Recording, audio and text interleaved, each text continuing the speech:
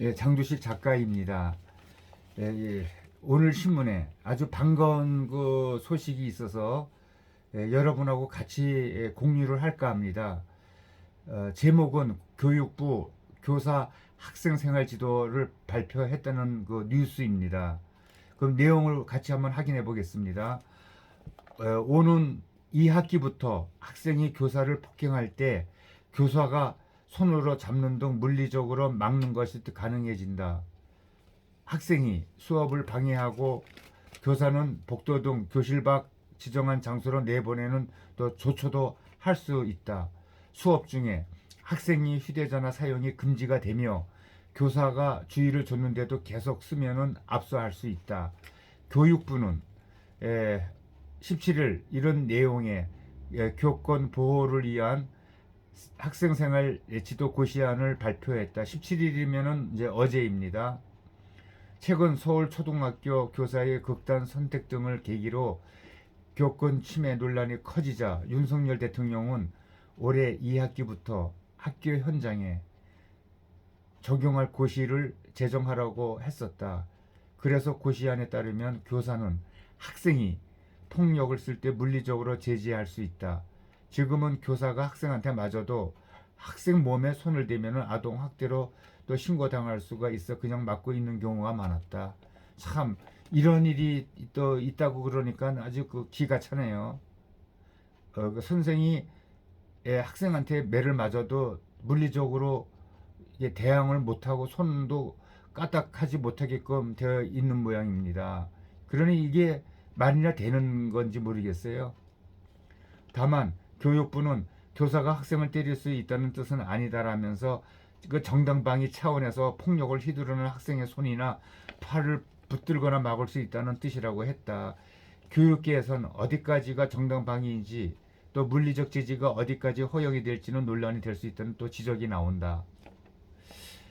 고시안에는 수업 중에 학생은 휴대전화를 사용해서는 안 된다는 내용도 포함이 되었다. 주의를 줬는데도 계속 사용하면 휴대전화를 압수할 수 있다. 휴대전화는 수업 방해의 주범인데도 지금까지는 법적인 근거가 없어 교사가 사용을 금지하거나 압수하기가 또 힘들었다. 휴대전화를 아침에 일괄 수거해서 학교 때 나눠주는 것도 가능하다고 교육부는 밝혔다. 교사는 잘못된 학생에게 주의를 줬는데도 개선하지 않으면 반성문 쓰기를 시킬 수 있다. 또 수업 중에 엎드려 자는 학생에게 똑바로 앉으라고 하는 것도 가능해진다. 지금은 학생 권리를 강조한 학생 인권 조례 때문에 수업 중에 자는 학생을 깨우는 것도 어려운 실정이다. 이래가지고 그 학교 공부가 되겠어요? 손들기 등 벌 세우기는 초등교육법 시행령에서 금지하는 체벌에 해당해 시킬 수 없다. 두발 검사도 안 된다. 수업을 방해하는 학생은 교실에서 분리할 수 있다. 교실 안에서 생각하는 의자에 앉히거나 교실 밖 지정한 장소로 내보내는 것이다. 구체적 방법은 교칙으로 정하도록 했다. 학교마다 기준이 제각각일 수 있다는 또 지적도 나온다. 학생에게 칭찬을 하거나 상을 줄 수 있다는 것도 명시됐다. 학생 인권 조례 도입 후엔 교사가 특정 학생을 칭찬하거나 상을 주는 것도 다른 학생에 대한 또 차별이라는 인식이 있었다. 학부모는 교사와 상담을 하려면 시간과 방법을 사전에 협의해 예약해야 한다. 근무 시간이나 직무 범위에서 벗어난 경우에는 교사가 상담을 거부할 수 있다는 내용도 고시에 들어갔다. 주의력 결핍, 또 가행 행동장애 등 문제가 심각한 학생의 학부모에겐 교사가 전문가의 검사, 상담, 치료를 공고할 수 있도록 했다.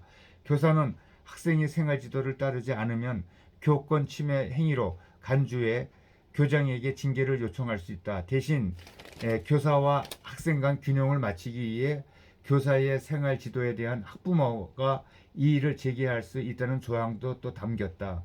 학교장은 이 제기가 들어오면 14일 안에 답변해줘야 한다. 교육부 측은 교사가 고시 안의 지도 방법대로만 하면 인권 침해나 아동 학대가 아니라는 점을 명확하게 한 것이라고 밝혔다.